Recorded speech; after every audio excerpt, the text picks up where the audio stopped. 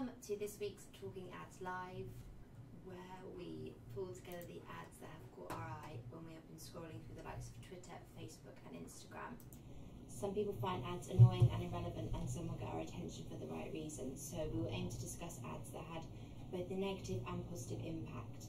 We are then going to discuss the reasons why they got our attention and how they may have found their way onto our social media feeds in the first place. So, Tom, let's start with you. So over the last week or so, I was sort of checking out my sort of Facebook, Twitter, and Instagram feeds. This one did stand out to me. This one is. We're not going up on screen. First episode, technical issues. Okay, so we have got sorry about this. Okay, so Right, we're back. Yeah, cool. So this is one I saw on my Instagram. This is from Manchester United's Instagram account. What stood out to me was something I hadn't seen before. It's the ability with Instagram, if you have a shop, you can tag your products in images, which is something I hadn't seen. One of the challenges I always think with Instagram when you're advertising on Instagram, especially organically, in terms of the lack of link you can put on a post. You've always got to click the link in the bio or whatever, which is a bit clunky.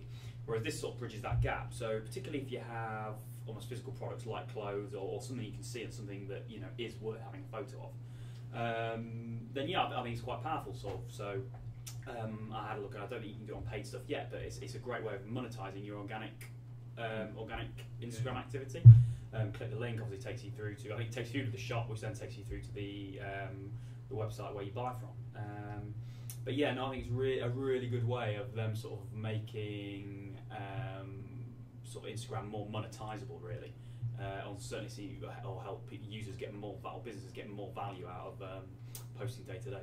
yeah, absolutely. And I think you can actually, there's like the little arrow on there, isn't it? You can sort of tap on that and get a bit more detail of their physical product value on it. I've not seen one of these yet, and obviously it is for e-coms only, so you can't really do anything in terms of lead gen for this, but it's pretty cool. And then you obviously really great from things like Manchester United, having the actual player with it and being able to have the price. Yeah, and when you think this account, all it is going to do is put photos of the players in their training kit, match kits, everything else. So in terms of whilst people would maybe find it a bit spammy if they did it over and over again, it's not too intrusive in terms of you have to click on the image to reveal the products. A bit like you do when you sort of like you tag people. So you could sort of like do it more and more. And basically advertise. They could use to advertise anything they have in the shop, essentially. But I suppose trying to find that balance between people go on there sort of like see the images and sort of to engage, not really be sold at. So there's a balance to be found, I think. Absolutely. And then this wasn't just because Manchester United are like a verified account. I think, did you say you saw another smaller company? Yeah, I've seen a smaller, since this one I've seen a smaller clothing brand do the same thing. So I think provided you've just got sort of like almost like a business Instagram account in the shop, functionality on your Instagram account, I don't see why you shouldn't be able to do it.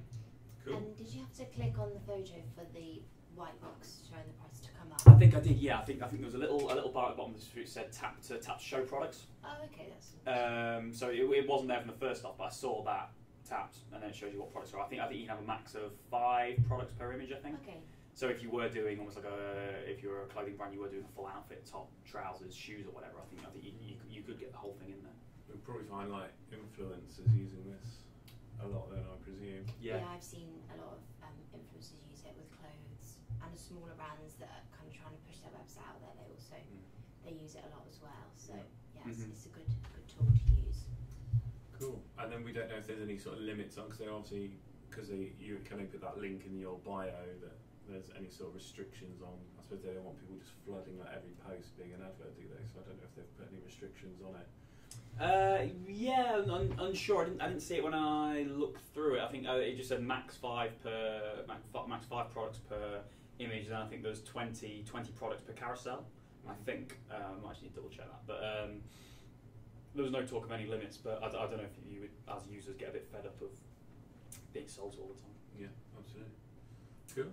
And there was another one, I think. Yeah, that's right. There was another one that caught my eye in my Twitter feed.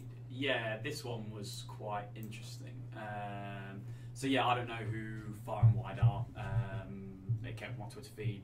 Yeah, the image sort of caught my eye really. Sort of quite interested in food and like eating out. But yeah, so the image obviously caught my eye, and when you think the actual how the setup of the ad itself, and so the image takes up about what would you say about 80% of the space, which shows how important that is. But so the image made me stop. I'd say the strapline of "and the best restaurant in the world is." I think that's probably what made me click. Really, yeah, I'd be hugely interested to see what the best restaurant in the world is. But because I half even wondered if it was in London. I mean, we're only an hour away from London here. I thought, if you actually think you could be in the best restaurant in the world in an hour, it's sort of like a pretty interesting concept, and also understanding what constitutes as the best restaurant in the world is. Yeah, it did make me very interested, and it really captured my imagination really. So yeah, but for me it was that one line that really sort of did it. Yeah, I thought it was good. Absolutely. I think a lot of like especially Facebook and Instagram, they want you to not really put a lot of text on your image, so it kind of proves their point really that, like you said, the image made you stop.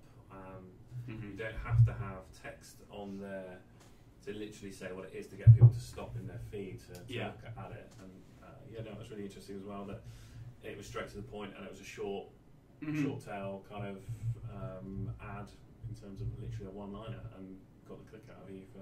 Yeah, absolutely. But yeah, I think it shows the importance of the photo as well, just because obviously you said the photo got your attention in the first place, so would you have looked at that ad if that wasn't a photo? Yeah, most likely not. Most likely, if that was an error, if it was a worse photo, probably would have just gone straight through it.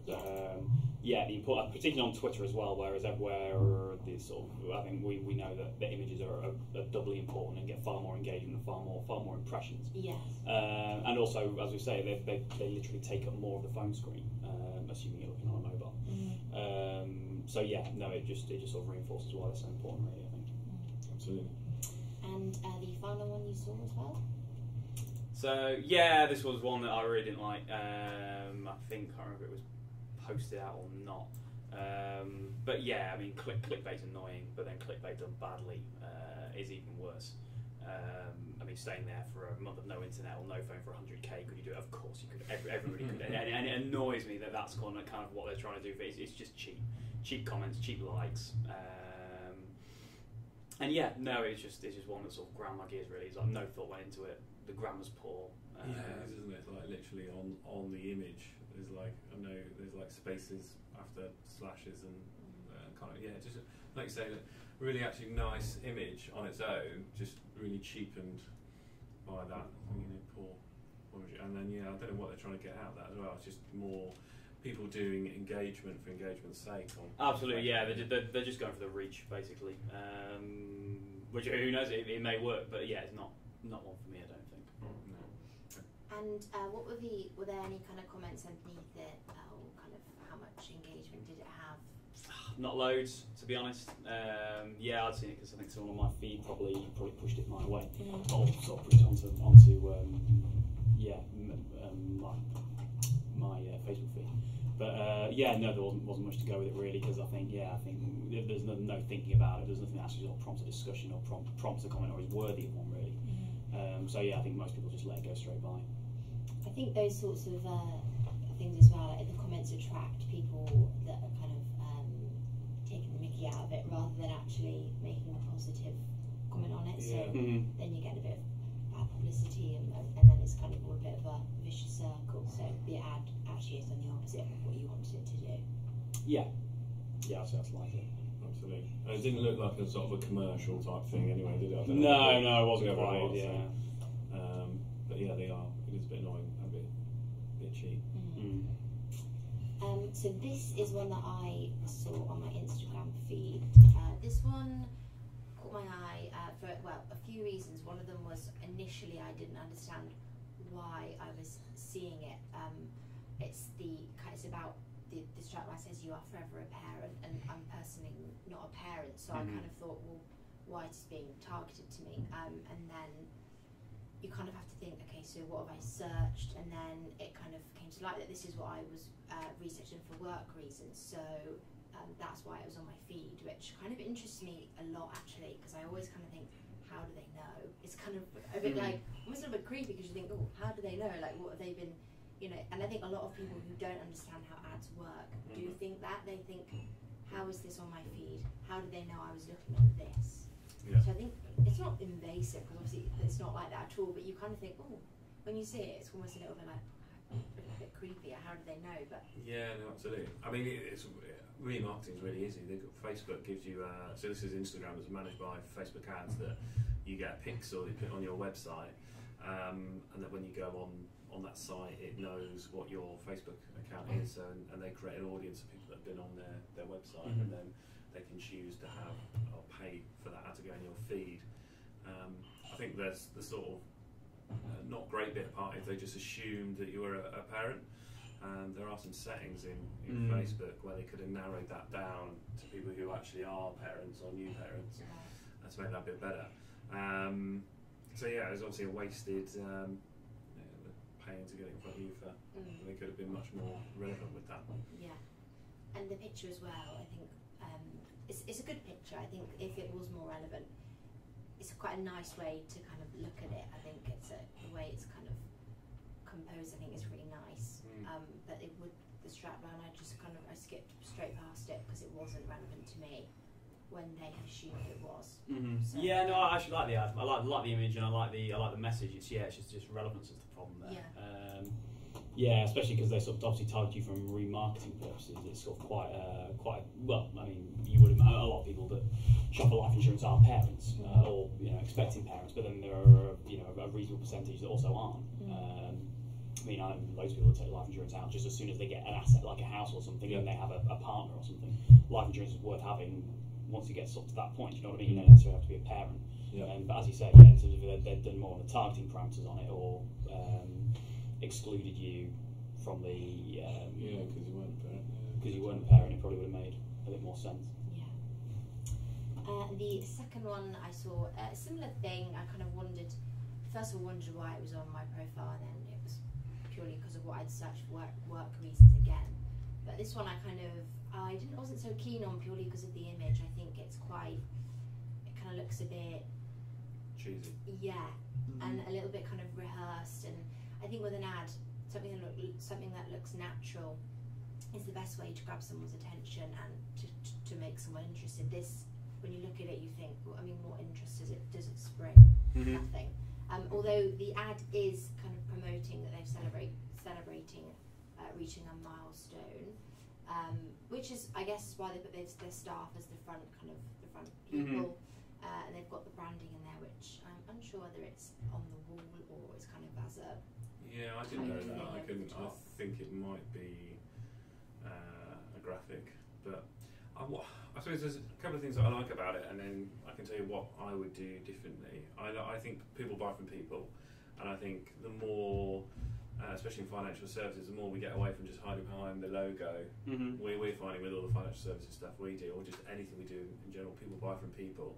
If you know who you're going to speak to, that helps. I think you're right though, it is a bit sort of cheesy and rehearsed. I think what I would have done with this ad was, so the reason they put it out, because they want to show people that they've got like 5-star reviews or 1,600 5-star reviews, which is great. I would have got one of their guys, or done an ad variation for each guy, and put them in like a consultation kind of mock-up thing, and got the photographer to do a more in-action shot of one of those guys, either speaking on the phone or doing a one-to-one consultation, and say, here's Joe Blogs helping out another customer, another reason why we got 1,600 5-star reviews, and sort of introduce those people that way.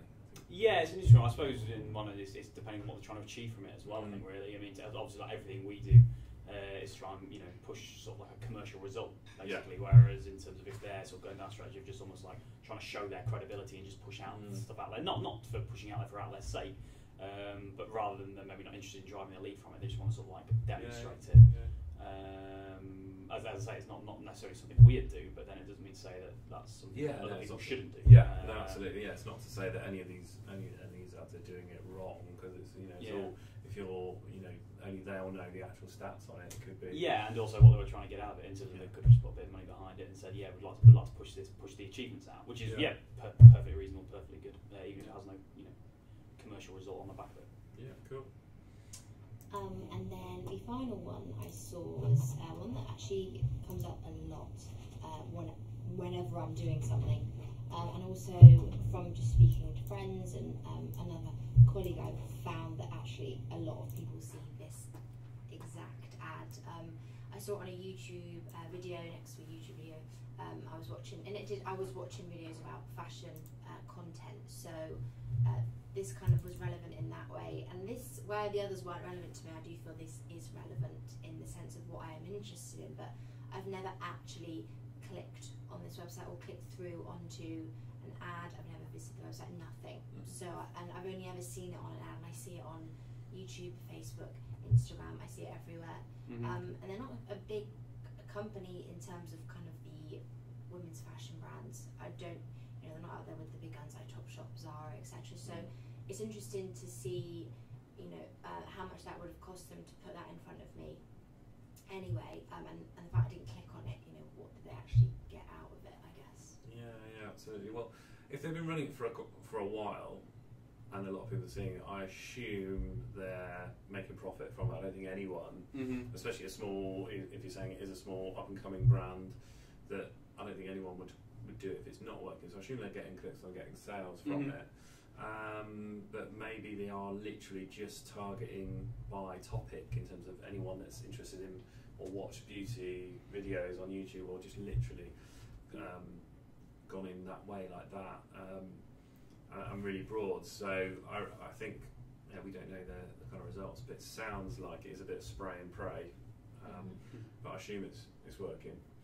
Yeah, what's interesting was about in terms of the frequency as well, in terms of the ads we see sort of like most frequently, in terms of the same ad over and over again. It's typically remarketing. Yeah. Because it's obviously worth getting in front of fewer people more times when you specifically know they're interested in your product and have engaged with your brand before. Yeah. What's interesting, you've seen this so many times, yet you've never been on the site. And to the point, at what point do you sort of need to cap your frequencies? Do you know what I mean? So say this person is just not going to be interested for whatever reason. Yeah. Targeting is never ever going to be 100%.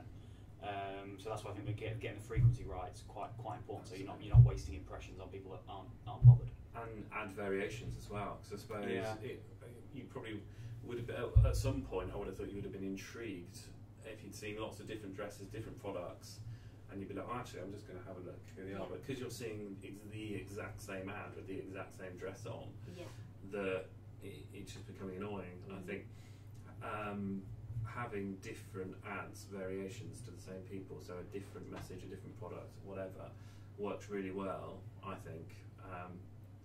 But it must be working. They can't. No one's written a check for 20, 30, 40, 50 grand or whatever and said, "I'll just see what you get from that." Someone will be breathing down their throat saying, or patting them on the back saying, "Well done, it's only costing you £2 to sell a £40 dress or whatever." It must be working, but I think there's probably a lot they can do differently.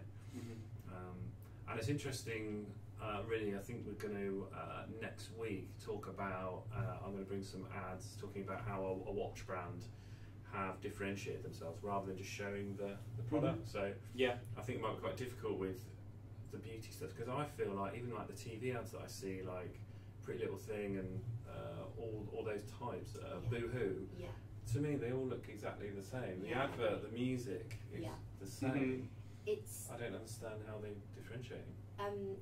With that specific brand, it's a family that run each brand, so it's a big umbrella, and like one brother runs one the other. And it is interesting with their ads; they have a very similar message, audience, everything. Like and while they're doing extremely well, it's a very successful brand, and their ads. I saw the other day actually someone said how great their ad was. It had Maya Jama in it, the radio presenter, and she's got a new collection with Pretty Little Thing, and I was a bit like, the ad is great, the ad is really eye-catching, but it would be the same on Boohoo, and it's kind of like, well, how do you differentiate yourself? You need to give yourself more of an identity on your own. And I think those kind of brands are kind of guilty of doing that. They all kind of look the same, and if you kind of shut your eyes, you think it was the same. Yeah, it just feels. I mean, I'm obviously not interested in the product, so I'm just sort of glazing over it. But I didn't know they were all owned by the same sort of family. Yeah. Wow. So how many brands is it? Do you know? No, I know. It's kind of the dad owns, I think, Boohoo in general. Yeah. And then one of the sons owns Pretty Little Thing, and then the other son owns Boohoo Man. Right. Okay. So they've kind of all got that's kind of all I know in terms of that. And then I think two others are on one brand and one on another. But yeah, no, it's successful. Yeah, that must be if they're just advertising on TV. Yeah. Incredibly expensive. Alex, you've got a few ads that you've seen. Yeah, I have. So yeah, I've got kind of three. Well, the first one I'm going to talk about sort of annoyed me a little bit. We use their software, and we love their software. And this was the first ad that I saw from them, and I didn't get it, even though it wasn't very clear what it was. I assume it's to do with content, or so it doesn't even say. I think I've probably cut off the description there.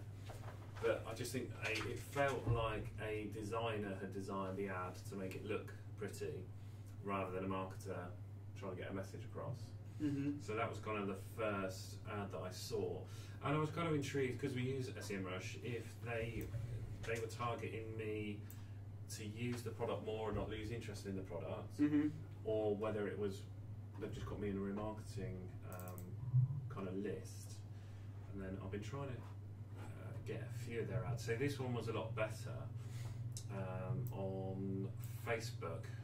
I don't think we can kind of see the detail on there, but it was actually telling me these different elements of the software, what they are, what they did, and sort of gave me a bit more detail. Although it probably doesn't look as eye-catching as the other one, I feel this one's a better ad because it actually gave me a bit more detail on it. Yeah, I've had similar ones in terms of going through sort of elements of the software that we maybe don't use as much. Yeah. And when you think about it, it actually makes perfect sense for them to market to us with that, with us paying a subscription service. Yeah. If we don't feel like we're getting the most out of it, we're going to stop our subscription. Yeah. However, if we make use of it and it becomes almost an essential service for us, I know we use it quite a lot. SEM becomes an absolute essential service for us. They're going to keep getting sort of it's a reasonable sum of money, sort of month on month from us. So yeah, it's absolutely well within their interest to almost upsell the product we're already using. If that makes sense, definitely. To get the maximum out of it. Absolutely, and I think I applaud. Although I've worked out they're not doing that because I found a sign up for a free trial advert in my feed, which doesn't make sense. But yeah, in terms of that strategy of using Facebook ads or ads in general to upsell or sell to your existing customers. I think people used to just use email or post because it's free. I think there's you can get real returns on sustaining those customers. So letting us know about new features that we've not clicked on, and they should be able to create lists of. So coming back to this ad, so this is the content marketing toolkit, which I presume is the same. It's advertising the same thing as that. It's just a lot clearer. So I assume those two are advertising the same thing, but this one's obviously much more obvious. Yeah. You can create a list of people that have been on your website but not on a specific page, and then advertise that product that's on that page to them. So that's really good. But what I did find out from SEMrush was they're not doing that. They're just remarketing me. So I think this one, if it comes up, is a free trial. We're already using SEMrush, so it feels like they could create because we've been on our website. You log into SEMrush. It's the same website. It's like dashboard. What's that dashboard? They could exclude people from their sales marketing that have used the software. Because it doesn't make sense. Because we pay a subscription. So why are you sending me a free trial? It's just they're just doing remarketing and not that cleverly. So that was a strange one. So I think they could save money on that one. Spend their budget on more relevant people in terms of this ad, the free trial ad, by excluding anyone that's been in the dashboard in the last 30 days or whatever, 7 days maybe. Yeah. So it was a bit of an odd one. Yeah, so sort of a mixed bag. I do really like, so I don't want to sort of slate SEMrush because I do love their software, and I think these ads are great.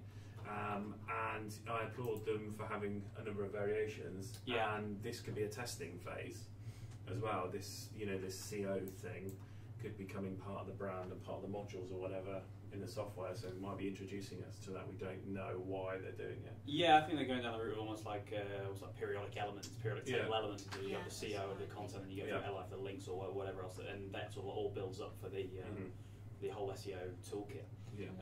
What I like about what they've done is actually remarketing to you via Facebook. I think a lot of people sort of get pigeonholed thinking, you know, Facebook's for direct to consumer marketing and LinkedIn's for the B2B stuff. Which certainly isn't the case. I know we always say you don't switch off from your job, switch off totally from who you are. That even when you go home or in your free time, you're looking at your Facebook. You're still in the same job. You're still interested in the same things professionally. And alternatively, it goes either way for LinkedIn. If you're on LinkedIn, you're not just necessarily, even whilst the advertising is disruptive. Even stuff that appeals to you in a non-professional capacity could still be, a perfectly good channel to get in front of you with. Definitely. And we also LinkedIn, you can tell a lot of things about people with their job. In terms of their affordability, their income, and things like that. Especially sort of post GDPR, the Facebook changes. Especially if your products are based on people having a certain amount of money or earning a certain amount of money. LinkedIn could be a really good way to get in front of people, even if your products aren't relevant to what they do day to day. Absolutely. That's a real bugbear of mine when people say, when we're pitching something that's business to business, and people say, oh, but Facebook's not for business. Well, the best time to get in front of a business owner is outside of work, in their evening, when they've switched, because like during 9 to 5 they are focused on their work, and if they're winding down in an evening and seeing something on Facebook that could benefit tomorrow at work, they'll click on it. And then vice versa. So that brings me on really nicely actually to an ad. This is the first time I've seen a commercial, it's a business to consumer ad on LinkedIn. So the exact point you were making about the LinkedIn targeting of people, so they're probably targeting me because I'm a business owner, so they're presuming I would like a nice watch. And Mont Blanc, is a nice brand. So I wanted to make that point that you made earlier, that cross, doesn't matter if it's business to business platform or a business to consumer, you can still find the right people and try it. There's no point in just assuming no one's going to buy a watch via an ad on LinkedIn. People still go through LinkedIn because they're bored or got time to waste. If they see something that they like, they're gonna click on it, and that this ad did stop me in my tracks. That's what's good about social channels, and people are there to be distracted, if you know what I mean. In terms of something, even on emails, you're sort of there, you're looking at if you're email marketing, you look at your emails, you maybe are looking for something. Whereas like if you are on social channels, you more than not don't have anything better to do for that, however long it is. Absolutely. We are definitely finding that more and more, that in terms of budget being kind of shifted to social disruptive ads from Google, because we're still getting really good quality and the targeting is really good. So absolutely love that. I like the on the way, I think you can swipe across on that, and you have different options. I personally like that interactive side of things. I think, I don't know, it's a general kind of human instinct. If there's something to move or kind of do, you want to do it. So I think that's always a good one with ads as well, instead of just kind of, maybe if you want to vary it up, maybe just have a couple more pictures instead of just one. And I guess it's linked to shoppable, so like then you're kind of away if you want to. I like that watch, right? Okay, off I go, and then you're through. So you've kind of got your worth there. Absolutely. What we've only done a little bit of testing with the LinkedIn carousel ads, and we found the click-through rate wasn't as high. So I think with an ad, you want to give a little bit of information, excite someone to click through.